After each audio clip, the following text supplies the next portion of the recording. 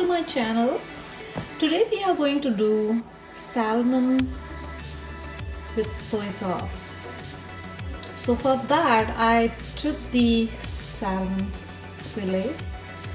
I'm going to take a little bit of lemon juice, soy sauce, mustard, honey, ginger, salt and pepper. Very simple recipe. Here you go. We took 2 to 3 tablespoons of oil.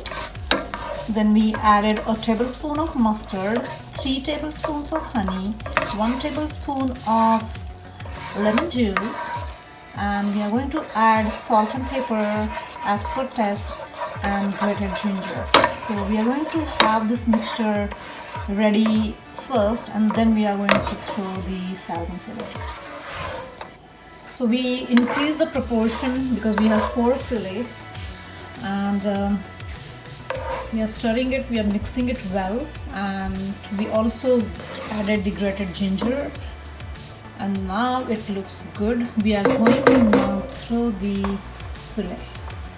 Now to add the fillets, we have to put the skin portion down. Okay, let's do that. Skin portion down and let it cook. Okay, we just flipped it and it's awesome, looking awesome.